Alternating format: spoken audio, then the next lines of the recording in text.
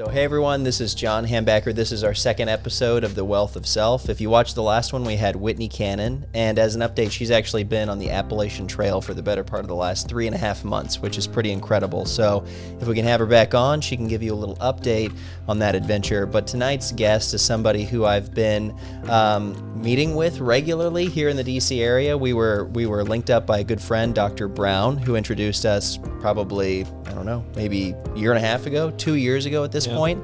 And this is someone I've worked closely with on a number of occasions, but also have really admired for his tenacity, especially moving out of the Marine Corps and now transitioning into the working world, and is with the State Department. His name is Josh Pinkney, and we'll go through this introduction with you as soon as we're back from this break. Hey everybody, I wanted to quickly interject before we kick this episode off and just say thank you. First and foremost, thank you for your viewership. Thank you if you are a subscriber, somebody who is engaging with this content in the comment section. All of that stuff is invaluable. You don't realize how much it helps, because at the root of this effort is to get people's stories out in front of a larger audience, and all of you are playing a part in that. When it comes to The Wealth of Self, this is a production effort. There is research, communication involved. There's obviously a lot of camera and lighting and audio and all of that stuff that goes into this. So if you are interested in supporting in another way beyond your viewership or beyond your engagement with the content, we also have a Patreon support page, which you can find right down in the description of this video. You can go over there and become a one-time supporter, a monthly supporter. You can kind of pick and choose how you want to do that. But I have to say that those contributors and those contributions in general are immensely helpful. I can't even put it into words what it means to have that level of artistic freedom to pursue these stories in a really meaningful way. In addition to the Patreon page, we also have a kit.co, which is basically like an affiliate link page where you can find all of my production company's equipment. That's audio, camera, lenses, anything else that we're utilizing to bring these stories together. If you're in the world of video production or photography, you can go over there and check that out. And if you click through one of those links, there's a very small commission that comes back to me. It doesn't affect the price at which you purchase any of that, whether it's through B&H, Amazon, Adorama, whatever it may be, but a small percentage of that kicks back to help support these creative efforts and others that I'm pursuing in my personal and professional life. Now, without further ado, let's kick this episode off. Thank you for joining The Wealth of Self.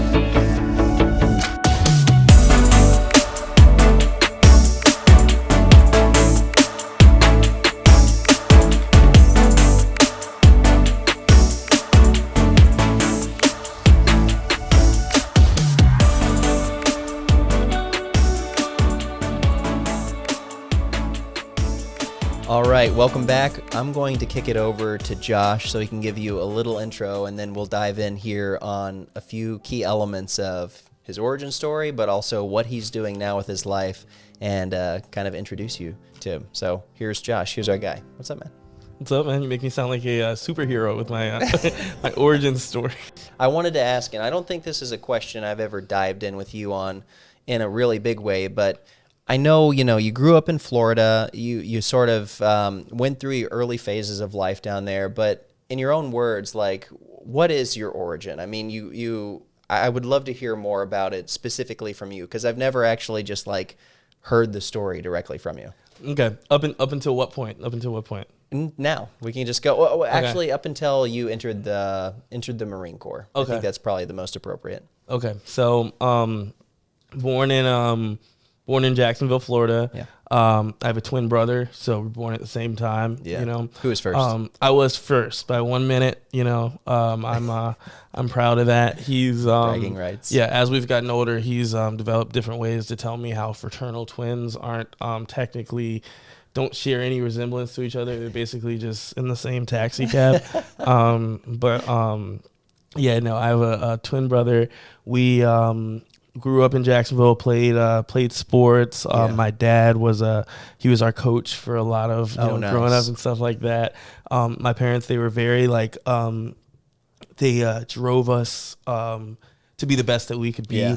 And they helped in any way possible. So since we were young, it was, teaching us in the garage. We had like a little classroom set up. And, my dad would his big thing would be like, it's the work that you do outside of practice and everything like that. So he took a lot of I had pride plenty in of that. coaches tell me that. Yeah. Why aren't you in the morning whenever we're in here in the morning when we're not actually practicing? You need to be in here still. Exactly. I guess people have different relationships because I know I grew up with, kids whose parents were their coach, their dads in some instances. And it was kind of a situation where it was like that could either go really well or it could go really poorly. But it sounds like your dad's relationship with you through those things was actually pretty solid overall. Yeah, because we were good. We were winning. Yes. It would have been like if we would have been losing, then it would have brought some questions. Like, right. You don't really complain if Bill Belichick's your coach, but you do complain if I don't know. I don't know any losing coaches. A losing coach. I wanted to go back a little bit further to your parents. Were they always Floridians, or did they move in from another area? What was it like before you actually started to grow up there? Did they kind of relocate to Florida, or how did their story start? Yeah. So my dad is originally from Jacksonville, Florida. Okay. So he grew up there. My mom, she's from Bermuda. Oh, nice. So she grew up in Bermuda. Her dad, he was a minister. Okay. So he was a minister in Bermuda, all around, some places in the States as well. My grandma, she also was a minister. She served in the church. Oh, wow. She played instruments and everything like that. And then my mom's sister also, she was, big. So they grew up a big church family. Yes. Yeah. And they would travel back and forth between Bermuda and New York, Bermuda and New York. Yeah. And then at some point in my mom's life, they moved down to Jacksonville, Florida. Okay. And then my mom went to high school and everything like that in Jacksonville. Okay. And then, grew up, and then that's where she met my dad years later. Yeah. If you had to geolocate Bermuda, for those who are not familiar, that's sort of in a Caribbean territory, if you will, or where? No, if we're looking at Florida on the map, what direction are we headed to get there? So Bermuda is like if you go to where North Carolina is, and then you go straight out a ways, Bermuda's around there. So Bermuda is it used to be a British territory. Okay. So so a lot of people are. When I talk to a lot of people, they're like, I'm messing up the mic. They're like, Caribbean and everything like that. Yeah. But no, it's not that. It used to be a British territory. So the Queen would come visit and everything like that. So I have a lot of my relatives have strong British accents. Really? That's cool. So growing up, it used to be interesting hearing how different people would talk to you and things like that. It used to be very cool. That's actually one of the things I noticed about visiting Cheryl's family in Malaysia this summer, because her family's very global. So her mom's in Canada, and some of her aunts are sort of North American territory, but she has other family that's down in Australia. So there's like a Malaysian family. So they look Asian, right? But they grew up, at least some of them, in that Australian area, and they have like an Australian accent. Yeah. So it's very interesting. It's almost like a smelting pot, right? You have people from all over the globe who grow up in these different places, but they maintain certain characteristics of that area. Yeah. And then for Bermuda, I guess that's, Bermuda Triangle is sort of, that's that area, right? So Amelia Earhart getting lost. Yeah. So, just don't come by if you don't want any problems. No, I'm joking. I'm actually the only person in my family that hasn't been to Bermuda. My parents took my brother when I was in Japan. Yeah. They went like a couple times. Right. And I think I'm the one in my family that wants to go the most. Yeah. So it's tough for me. Like, sometimes when people ask me about questions about Bermuda, I feel like if I answer without having gone there Yeah. that I'll go there and people will be like, that's not how we feel. This isn't what Josh said at all. He doesn't even know us. Yeah, he has so- no idea. Yeah. Do you have plans to go? I guess that's a good follow-up question. Plans to go. Hopefully sometime next year. I gotta go visit. Yeah. That's exciting. Yeah. Yeah. I feel like there are family members I have even here in the United States, like my uncle is up in Vermont. Not in Vermont. What am I saying? He's in Idaho. He's in Boise. Okay. Never been there. Like even inside of the continental United States, there are just like 50 Sounds like states, you're the right? black sheep, John. No, I'm joking. I don't know. He may be actually. No, but so with you growing up in Florida, what's that relationship like with your parents at this point? Have you maintained that for the most part, and you were able to still go down and visit? Because since I've known you, you've gone down 4 or 5 times more. I don't know. You seem like you're pretty tight with them. Yeah. I'm similar to a bird. I always fly south at certain points in the year. But yeah, no, me and my family are pretty tight. We've gotten closer, I would say. Okay. The older I've gotten. Yeah.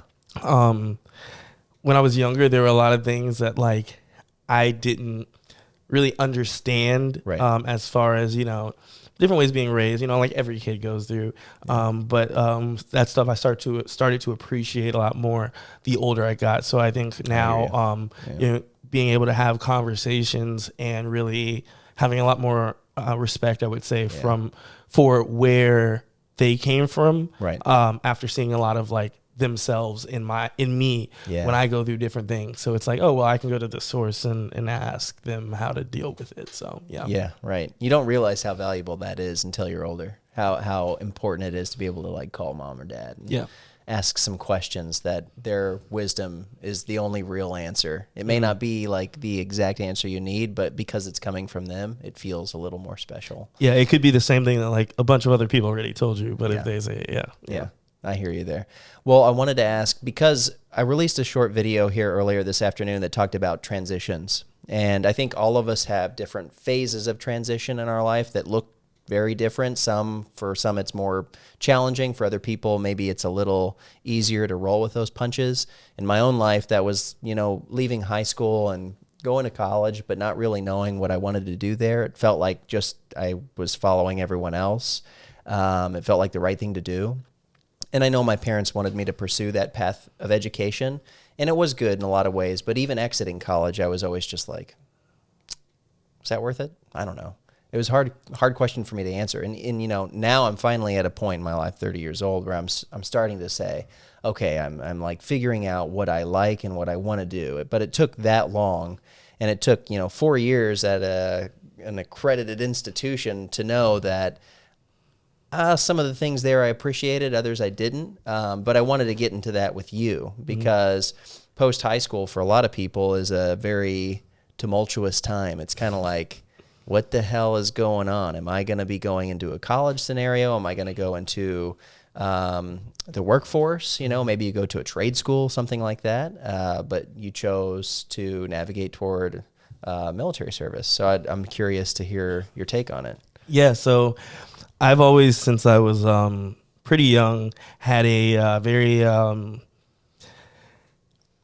didn't know how defined the path was going to be as far as like where I wanted to be with my life years down the road. Right. Until I realized certain sacrifices and things I was willing to do and like put time in to get to certain goals. Right. So I always wanted to be in a position to where I can do something to affect the world, change the world for better, send positive messages, send messages to the world through various forms of communication. So I've always been like obsessed with communication. Yeah. When I was in high school, I used to like try to like learn other like languages. I went to a pretty diverse high school. Yeah. So like I learned a little like Albanian for a little bit. Really? Yeah. So that was kind of fun because people don't expect a black person. I don't know to speak Albanian. Yeah. Albanian. Yeah, I don't know any now. I hate to introduce this, but aren't the Kardashians Albanian or something like that? I don't Armenian. I don't know. Armenian. I don't know. There. Oh God. I don't Sorry. know. I don't know. But yeah, no. So like, I was always obsessed with that. I was always into learning about different cultures, and not just learning about, but like trying to involve myself in. Right.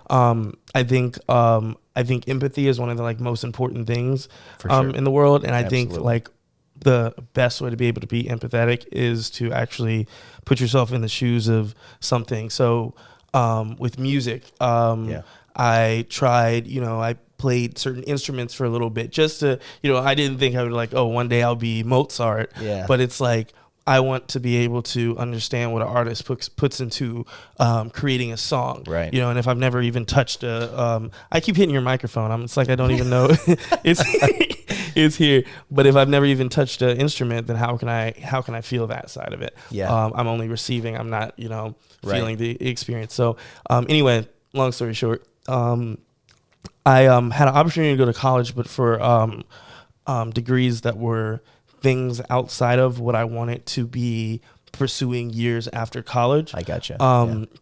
So I didn't want to go to a school, just get a business degree and then still be like, well, I'm searching in the workforce and Right. everything like that. And now I'm competing with people who have experience or internships or degrees in certain fields, whatever.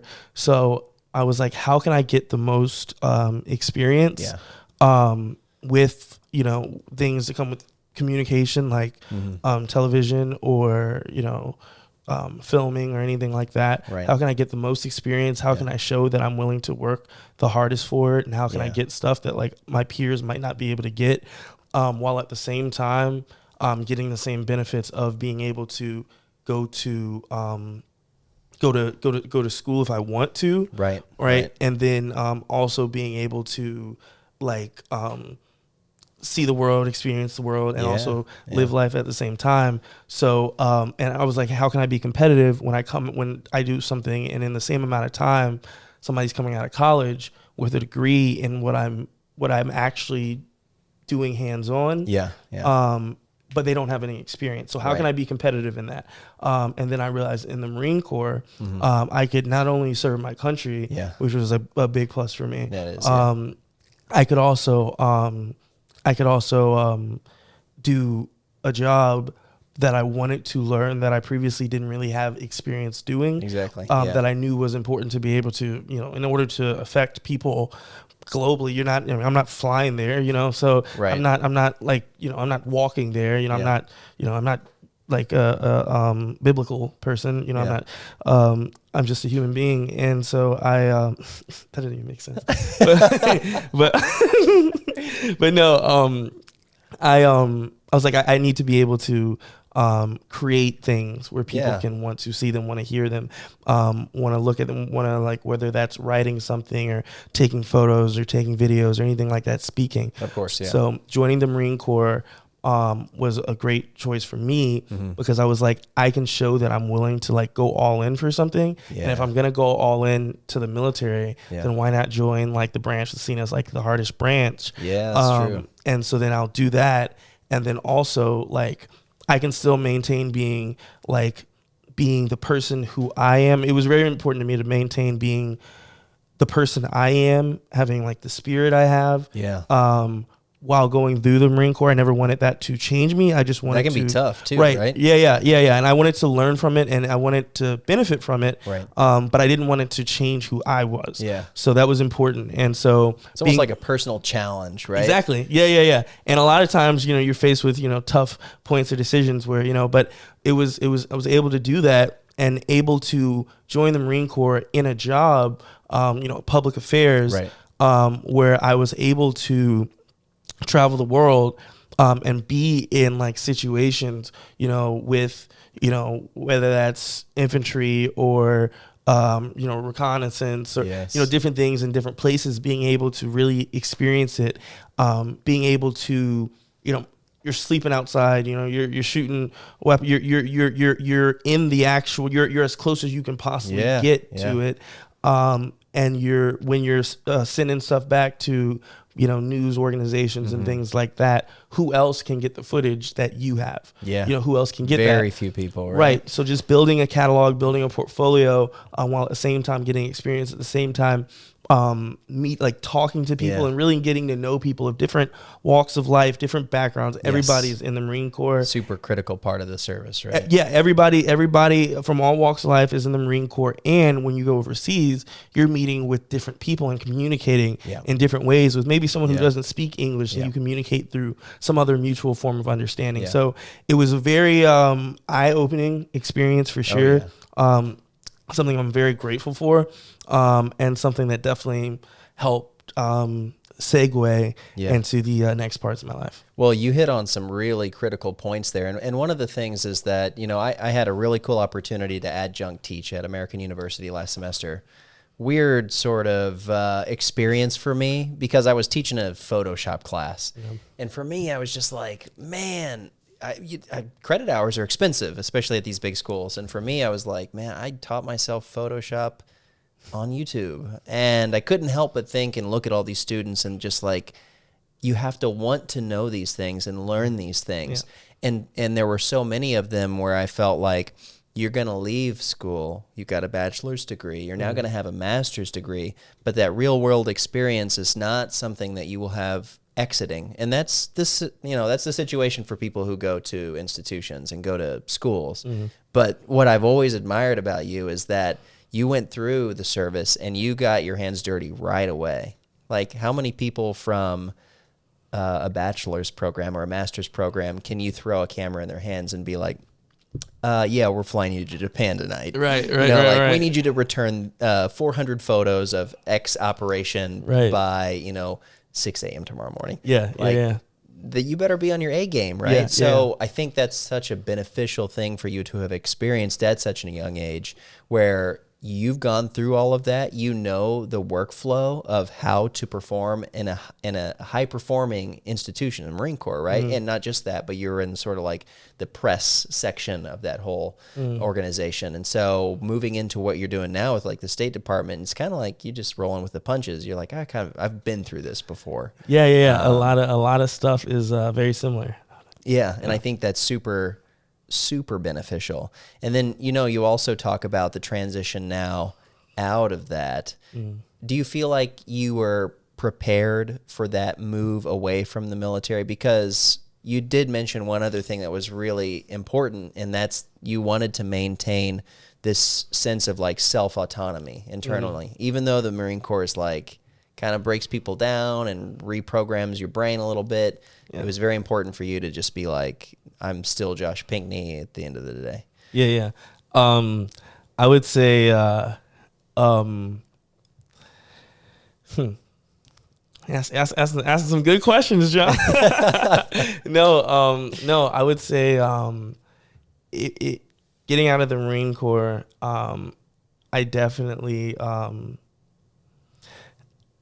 appreciated a lot about being in. When I joined the Marine Corps, I was 18 years old. So you're in for 4 years or 5 years? 5 years. Okay. Yeah. So really, like most of my beginning adult life, was spent like in the Marine Corps, and a lot of, and it wasn't all like, everything wasn't, a lot of stuff was amazing. Right. I made a lot of mistakes. Sure. There's ups, there's downs. You learn stuff. Not just in being a Marine, but in being a human being and being a person. So like, it was a very formative period of life for me. And when I first got out of the Marine Corps, I was actually very like, I didn't want to do anything. When I first got out of the Marine Corps, I thought I was going to immediately start doing creative things. Because that was my job in the Marine Corps, is to do creative things. Right. And so I did for a little bit, and I did, video, like freelance for some companies and things like that. And I realized that like I was losing my love for it, because people telling me their ideas and their visions for something. Right.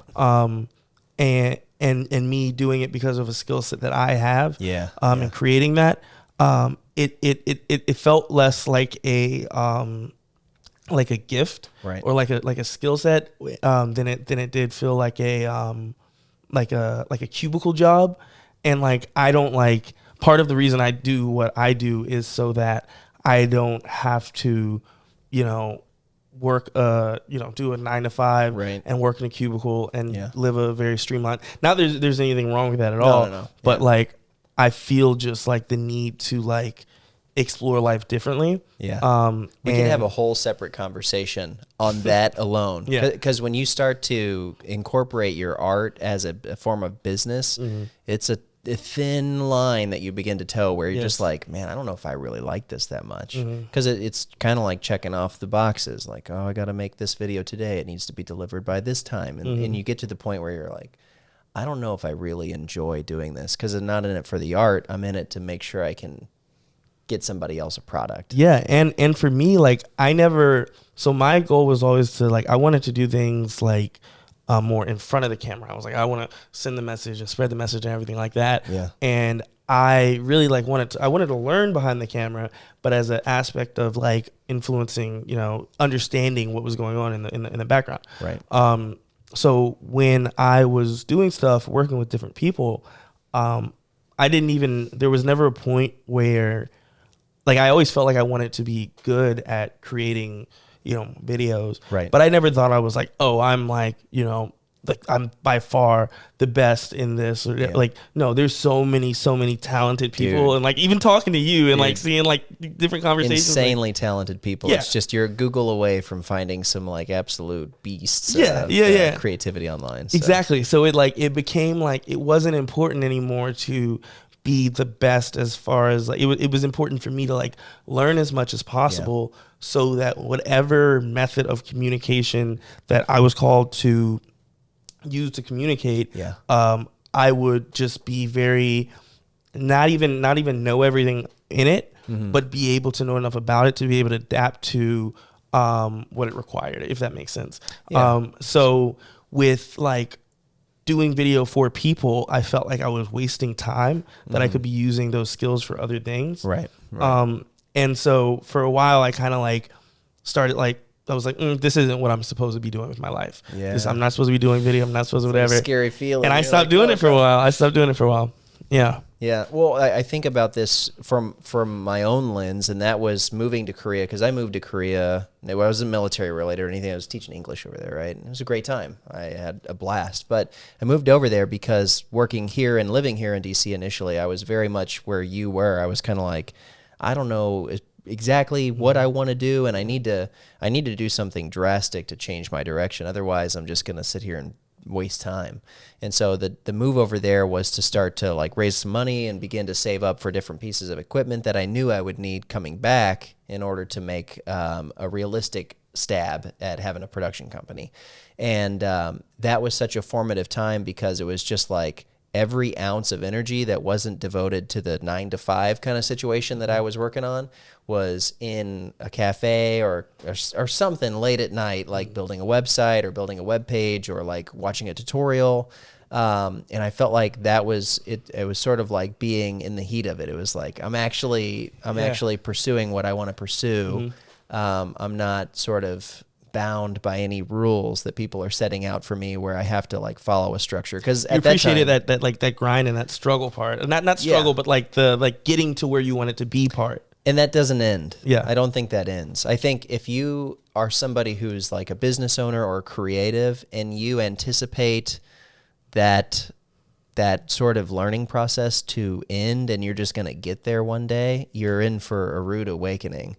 I think you have to sort of fall in love with that journey along the way. You have to like to learn if you want to stay on the edge of things, because the moment you get really comfortable is the moment where you start to fall behind, I think. Yeah. And so for people in our space especially, it's just like you just have to keep on learning continuously. Yeah. So when it comes to what you're doing now, I think that you've transitioned into a position that a lot of people would say, damn, that's pretty legit, because you're working for the State Department, right? Yeah. I was hoping you could share some more about that. Yeah. So I talked about how I like lost my kind of love for it. I did some other jobs and things like that. And then when I finally like something, got a visitor here. No, but something like in me like just wanted to. It wasn't even about doing it as a job. Yeah.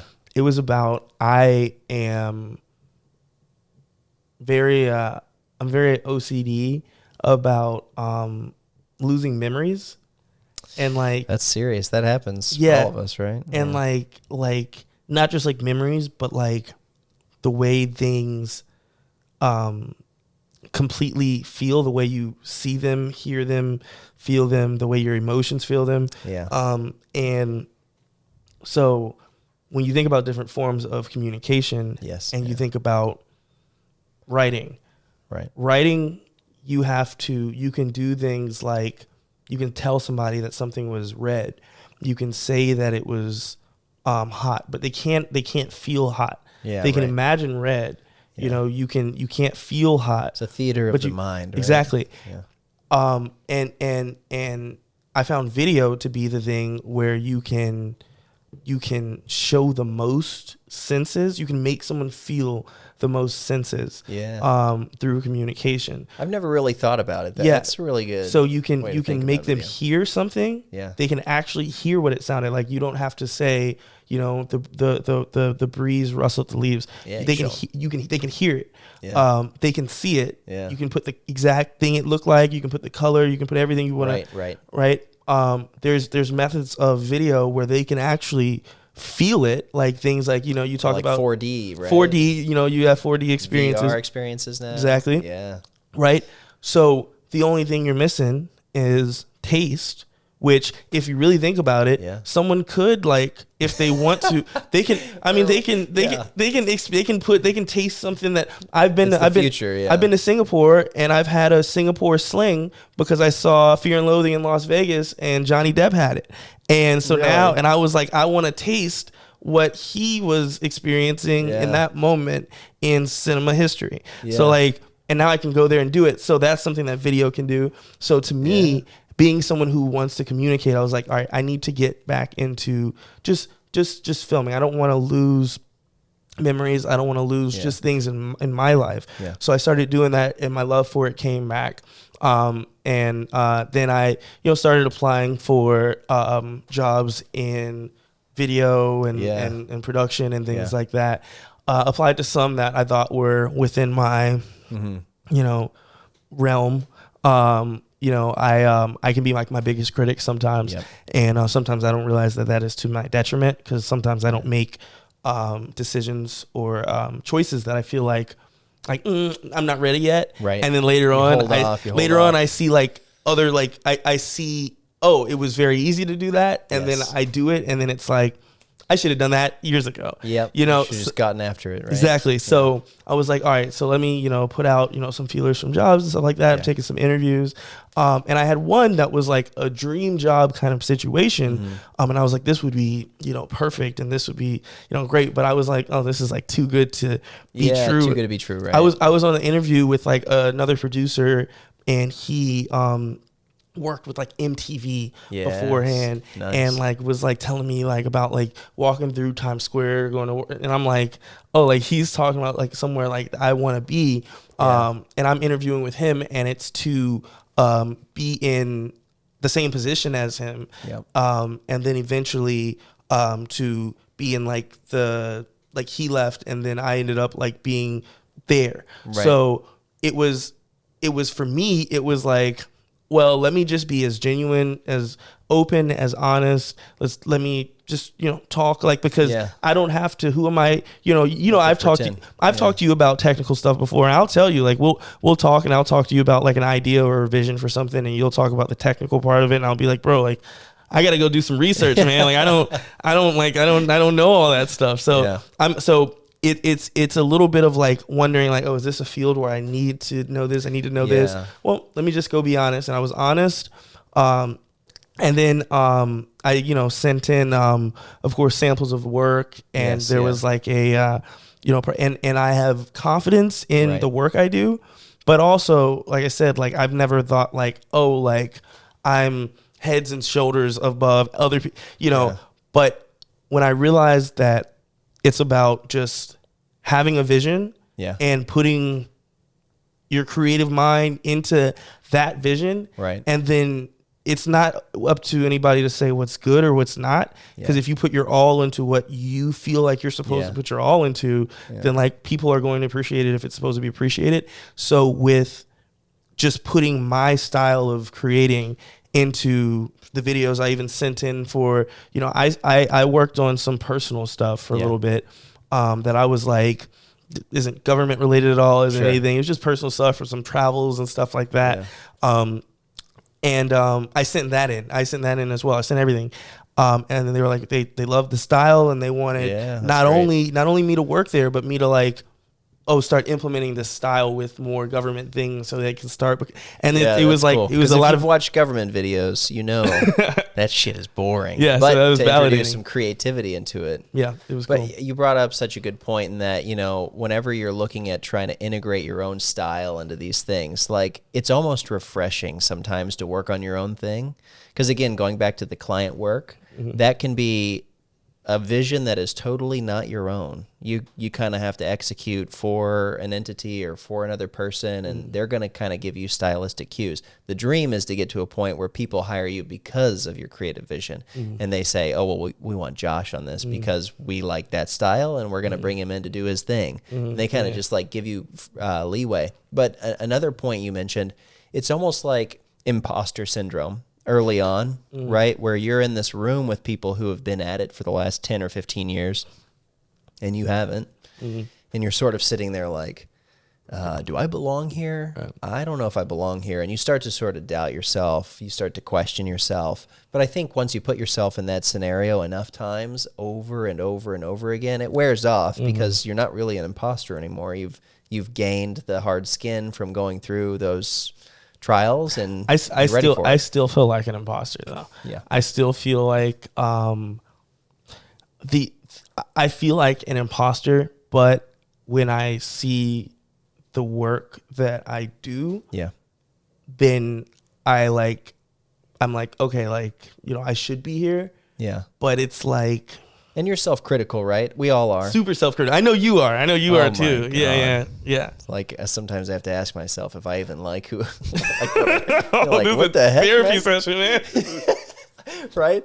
But that's a serious thing. It's really a question of, you know, trying to give yourself a little leeway and recognizing that it takes time. It takes time to grow, but you have to be critical if you're going to grow. I think there's a balance. You don't want to be overly so because you'll just get depressed or some shit. But, you know, to be able to say, well, you know, this was a good attempt and we're going to make these adjustments for the next one. And then just sort of inch your way up further and further along. I wanted to backtrack just a little bit. You had an awesome time in the military, and along with that, you got to do some traveling. And you've traveled since then. So you and Maddie go all over the place. You're like in Boston one night. I'm on Facebook like, wait a second. In Boston? You're just in D.C. like 3 hours ago. What's going on?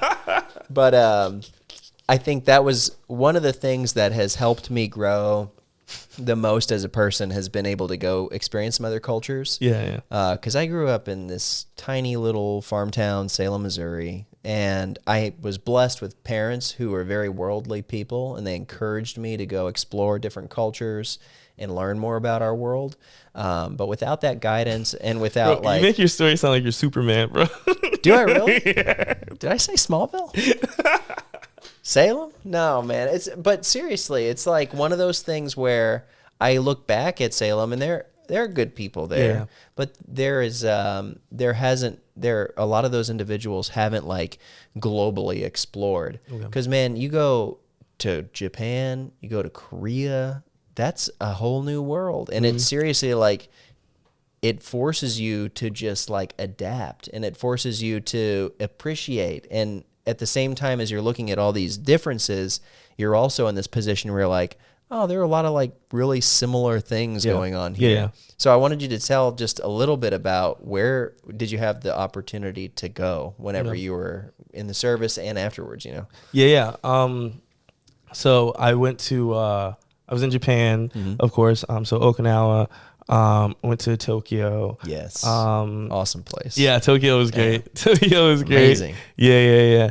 And I got a chance to go to Tokyo, and it wasn't like for work. I just like visited there. Okay, cool. So I got a chance to actually, because a lot of places like I went, but it was like just for a little bit. So like I went to Singapore. Yeah. But it was for like 2 days. That's how long I was there. Really? It was just like there and gone. Yeah. It was for 2 days. But I will say, because it was my first, it was part of my first like deployment. Mm-hmm. That it was like a pretty scary 2 days because Singapore has a lot of rules. Oh yeah. Yes. No gum. You know, no gum. I can't chew gum. No way. Or the consequences are. Do you know what the consequences are? Let us know. You. It's something that involves Dude, jail. They can like cane you. Yeah. Oh yeah. They can cane you. Yeah. You're gonna cane me for chewing gum? They have some. I don't know what the severity is, but I think it's like 100.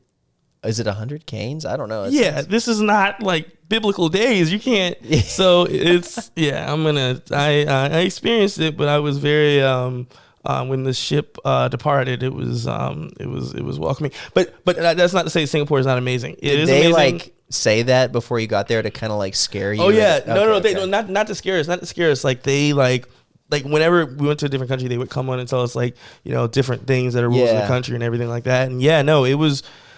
Yeah, and going and getting the most expensive. I got 2 tacos and like a beer, and I think I paid like $60. Dude, crazy expensive. Yeah, which now I live in DC, and I'm like, oh okay, like that's normal. That's normal. But no, but like it was Singapore was like whatever, but Thailand. Okay. Thailand. Haven't been able to go to Thailand. Thailand is my favorite place I've ever been to. Yeah. All time. Thailand was cool. Been to Thailand like 3 times. Mm-hmm. Got a chance to do a lot of good like work in Thailand. Okay. Nice. I got a chance to really experience, I would say, like all of the weather elements and everything like that of Thailand, as far as like sleeping outside and realizing I had like a it was like basically like an asthma attack. You told me about one of the times I was in Thailand, and I don't know if you've ever been inside of a box thrown down some steps with no windows, but like it was I'm exaggerating, but no, it was very because we were inside of a building that didn't have windows. Yeah, and like I was having like it was just nothing but humidity, so I felt like a claustrophobic fish, like a fish. Oh, like I felt like the new, like an Avatar or something like that. So I'm just breathing in water, like a superhero or something. Like I'm drowning, literally. Oh. And I'm like, oh, let me like go to the bathroom. Yeah. What bathroom? I go to the hole in the ground, in the hole in the clay, and I'm like, this is worse. Yeah. Because now I'm drowning in feces. So now I'm like, oh, let me go to different places and stuff like that. People don't believe in air conditioning. Now that's not to say it's not a great place. It is an amazing place, but when you're having an asthma attack, not a great place. Thailand is similar to hell. Yeah, there was luckily a medic there, a doc, and they had an inhaler, and it helped. Yeah, drastically. But Thailand was a fun place. Been to Malaysia. Malaysia is great. You think so? I liked it. I got to go this summer. Yes, your girlfriend's family was there. Yes. Okay. We went to, I mean, it was not, work related or anything. It was strictly for leisure. Yeah. But it was, wedding celebration. But I will say this, and I know that this is something that you don't always get to experience when you're traveling with work. But because Cheryl has family there, so she has a lot of Malaysian family. I wasn't just a visitor. I wasn't just a tourist. I got to go to the local spots. I got to eat at the local restaurants. I got to stay at their homes. I got to learn the culture through their eyes, which made all the difference in the world, because it wasn't a situation where I was like lost or looking for what I was going to do next. It was like I had a whole network of people that were ready to help out. And that's so cool, right? Especially when it's like, you're like, oh, this is a whole like this isn't just like my city and I'm in my neighborhood. This is like such a, that's cool. Huh? I wanted to wrap with a question that's sort of about the title of this podcast, which is wealth, the wealth of self. And the idea behind that for me was always to talk with people about what experiences in their life that they felt really improve them as a person. Some people, will define wealth strictly in a financial sense. Others will look at it in a totally different light. For me, wealth has always been cultural experience, being able to go see new places and learn more about the world. And I feel like that's sort of my definition. But coming from someone in your position where you've had the chance to serve your country, you've had the chance to travel, you're, exploring a lot of creative avenues. Mm-hmm. One, what's next for you? And two, what along this route has really stood out to you as helping shape who you are as a man, but as someone who has a lot of wealth internally? Yeah. So I think the best way to answer that is to answer the second one first. Sure. So I feel like what wealth is to me is realizing that the world we live in and the life that we live is short. Yeah. And it's not as important as how much money we make, or what cool things we can do, as it is how many connections we can make. People are important. Like I believe very strongly in like people have good souls, and souls connecting are important. And it also gives you something to kind of push you forward. That's more than just because life can get tough sometimes. Life can get tough sometimes. Work can be hard. You can have tough conversations with people and things like that. But realizing that you're in it for something better, you're in it to explore this world for what it is, and to be able to connect, emotionally and spiritually, and to affect someone, and to leave a lasting impression, in the world, and then finding whatever way you have been gifted to do that to the best way possible. So I think that communication is a way that I've been gifted with doing it. And I don't feel like You are, though. You really are. I appreciate that. I don't feel like I've learned every aspect of it yet, but I feel like I know the path I need to go.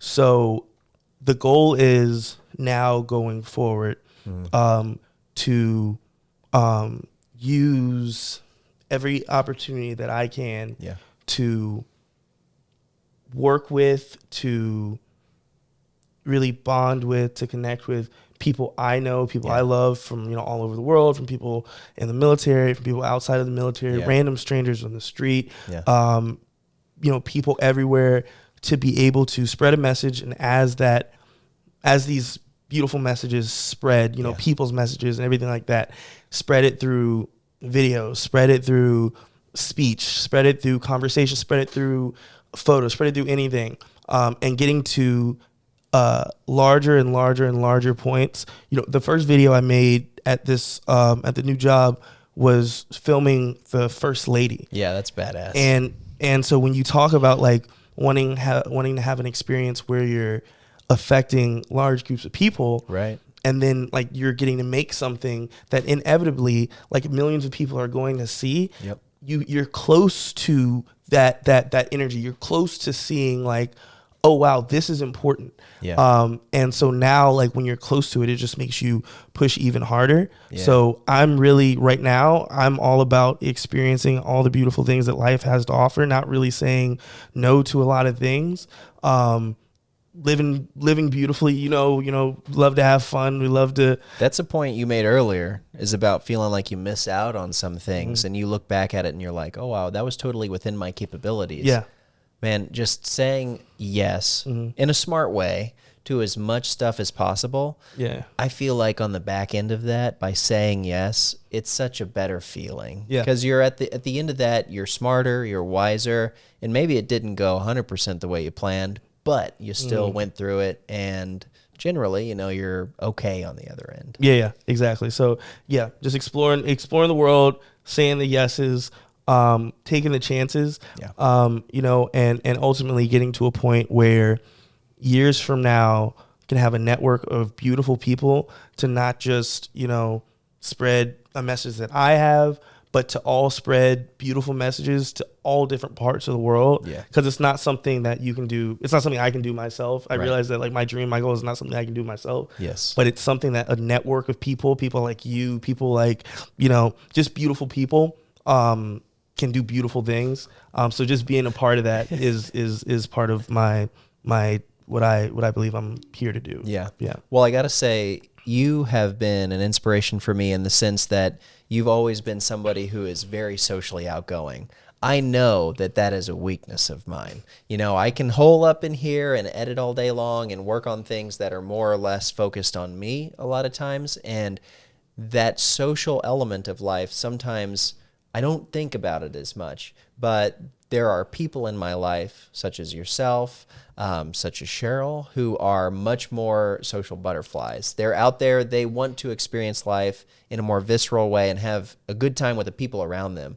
And I just have to say thanks, because that's been very encouraging for me, to sort of stretch outside of my comfort zone a little bit and to know that that's something you really take joy in. And so it's like, I can go out with Josh and I know that he's there for that moment, and it sort of helps me get into that mood as well. Yeah, I appreciate that. I would say thank you to you, because you think you're saying that, like, you're not living these moments, but, like, I mean, look, we're in your studio right now. You literally live. The fact that you dedicate so much of your life to doing what you do means that you dedicate your life to telling the stories of other people who are part of those beautiful people who have stories. So somebody's got to do it, and you've dedicated your life to it. So that's a thank you to you as well. All right. Well, episode number 2, hopefully of many more. This has been a conversation with Josh Pinkney. If you tuned in tonight, thank you so much for watching. Check out episode 1 with Whitney Cannon. This is just one more story in what I hope will be a long series of stories. And the whole goal is to help provide a platform to share these voices so that we can sort of build this almost like human documentary project, if you will. So thanks for tuning into The Wealth of Self. We'll see you on the next one. Hey everyone, thanks so much for tuning in on this episode of The Wealth of Self. As always, your viewership is immensely appreciated. If you want to take it a step further, don't forget to hit that like button, subscribe to our channel, and hit the notification bell so you are among the first people to know when new content is released onto our channel. Additionally, this is all about hearing voices. If you have any questions, anything that really resonated with you during this episode, leave a comment down below. I'm very eager to hear your voices and your thoughts. Until next time, thanks for watching The Wealth of Self.